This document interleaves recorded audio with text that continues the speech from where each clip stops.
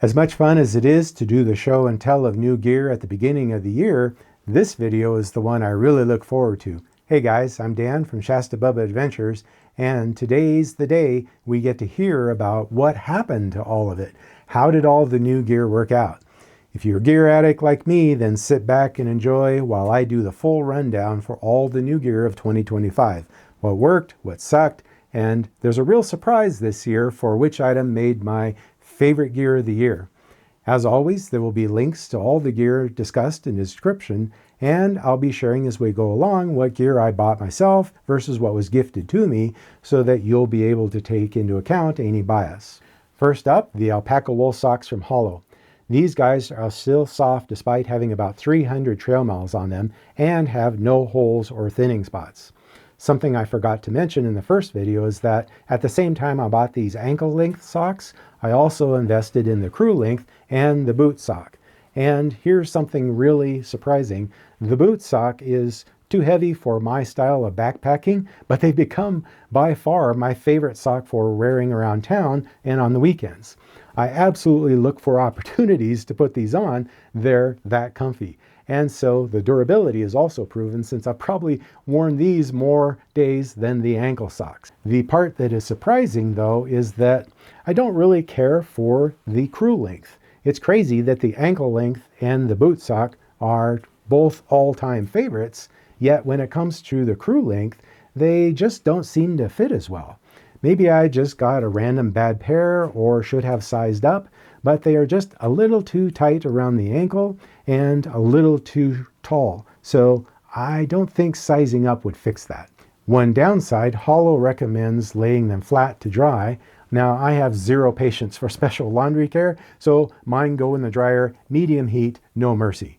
The ankle and boot socks handled that just fine. But in fairness, it may have shrunk the crew pair, although I remember them being tight right from the start. The issue of socks took an unexpected turn this summer though. I noticed that the only time I ever get blisters anymore is between my toes. And that motivated me to finally try the toe socks from Injinji, especially since they were on sale at REI. Now I got the mid-weight mini crew, and guess what? No more blisters between the toes. They are a bit slow to dry and take a little getting used to that feeling of having the toes separated, but otherwise work great. And these also show no signs of wear after about 150 trail miles. A side benefit that really surprised me was the increased stability of my step just from having the toes being allowed to splay out instead of being compressed together inside of a typical sock. So now that I've got two styles of backpacking socks that are equally favorite, how to choose between them? Well, the Hollow socks are quicker to dry and more comfortable, so I plan to use them for trips of 1 to 2 nights. When I get those blisters on the toes, it's only from longer trips, so I'll switch to the Injinji socks on trips of 3 days or more. Now, if I could just convince Hollow and Injinji to cooperate and make an alpaca wool toe sock, that would be heaven.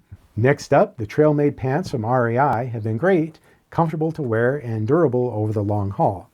I wore these on all of the videos I made of day trips off the beaten path in Glacier National Park, so they've been through a wide range of conditions and perform well.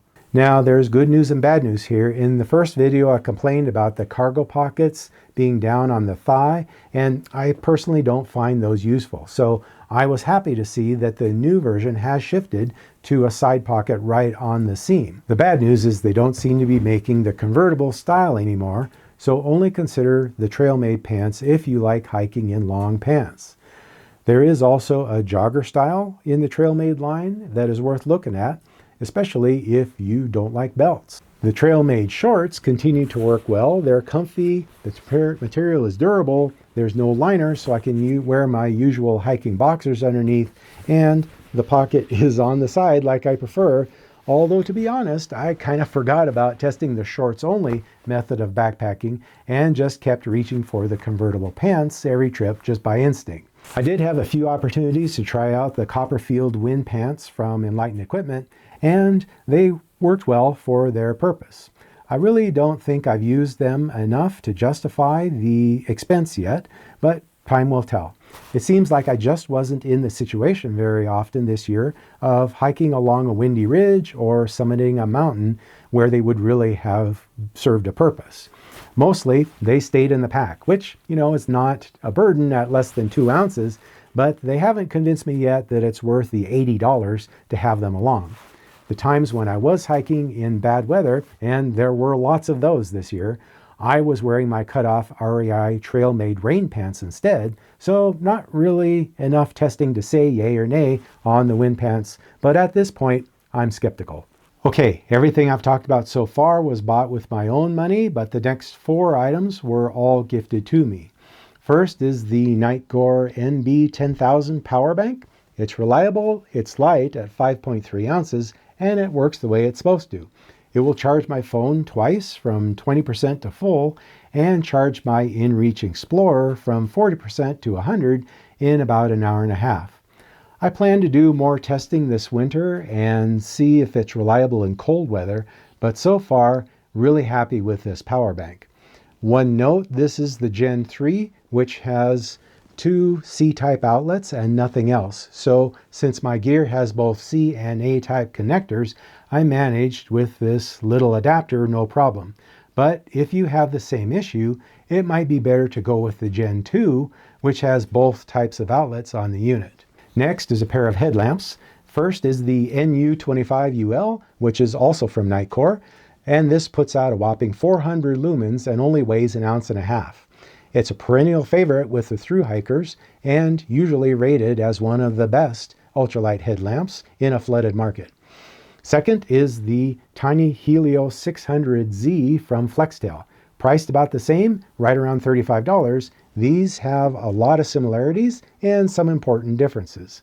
Starting with the Flextail Lite, putting out an even more impressive 600 lumens, although it's also slightly heavier at 2.1 ounces. Now, for a lot of folks, 1/3 more powerful at the same price and only a 1/2 ounce weight penalty might make the Flextail a no-brainer. But it's not quite that simple because there are other variables. They both have the same size of rechargeable battery and virtually identical string headbands, but the Nightcore is significantly slimmer, there you can see, and has, I think, more intuitive controls. For many years, I've gotten by with my Petzl e+lite, which is less than 1 ounce and has been plenty for me for most of the time. But the reason that's been okay is because most of my hikes are in the summer months with long days, and the only time I need a light is in the middle of the night to find something in the tent. Some trips I never even use it once. But in the shoulder seasons, different story. As the days get shorter and I still want to be out there, there are times when I'm setting up camp in the dark and possibly even hiking in the dark. The e+lite at just 30 lumens is practically useless in those situations, so that's why I wanted to try something brighter. Since we're just coming into the shoulder season now, I'll finally have an opportunity to really be testing these out more. But 3 things I already don't like about both models are, 1, the string headband. I'd rather have a narrow ribbon like the e+lite, which is not just more comfortable, but actually lighter. Second, they both have this gigantic closure in the middle of the back, meaning it's a big lump to lay on when I want to read in bed before sleeping. And third, I think they're both unnecessarily complicated with too many settings. To turn the Nightcore lamp on to max brightness takes 5 presses of the button, 2 to turn on and 3 more to get the brightest setting.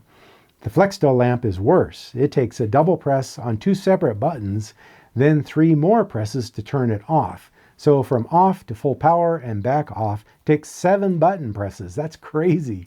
Now, most folks in most situations would only use one of the 2 lights, reducing the calorie burning in half, but I much prefer the controls on my old black diamond headlamp, which has one simple on-off button, then a separate button to cycle through the various modes.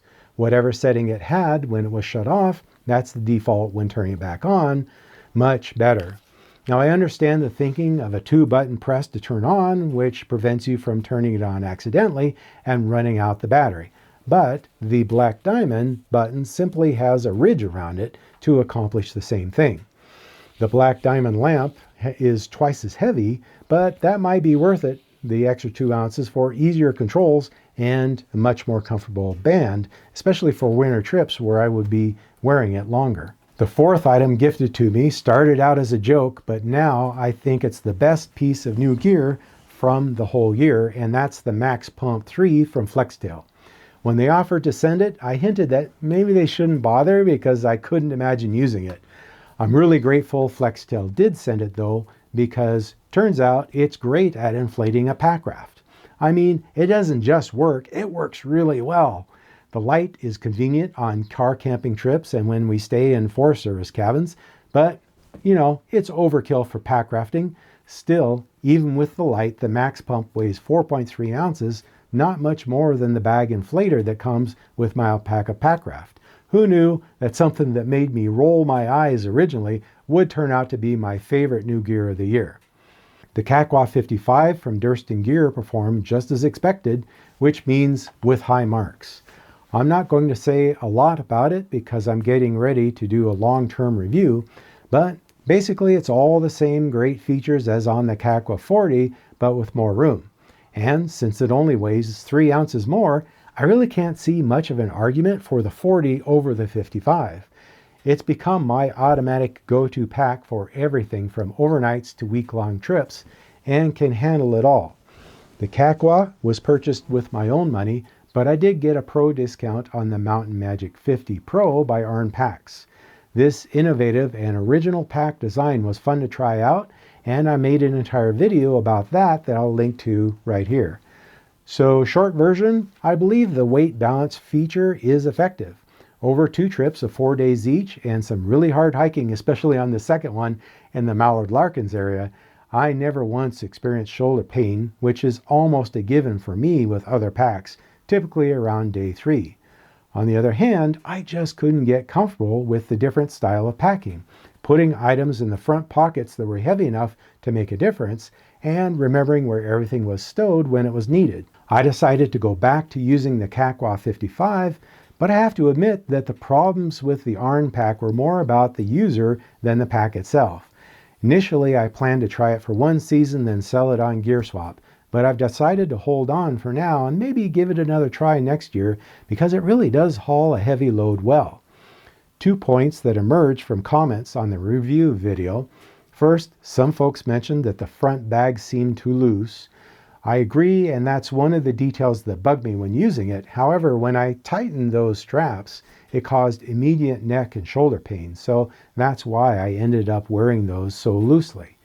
Second, a lot of Aarn pack lovers commented that their version was the Featherlight Freedom, and so I wanted to share that because it seems that the Featherlight Freedom might be a better style of pack if you're interested in trying out this innovative design, although it is a larger pack. Okay guys, that's it for today. Thanks a ton for subscribing. It really means a lot. Let me know in the comments if you have questions about any of this gear or if there's other gear that you would really like to see me try out. Thanks for watching. I'll see you next time. Take care. Despite having about 300 trail miles on back it up. Try it again. And that motive first is the all right, back up. But I'm skeptical at this point. But at this point, I'm skeptical. When I'm setting up camp, I gotta start this over.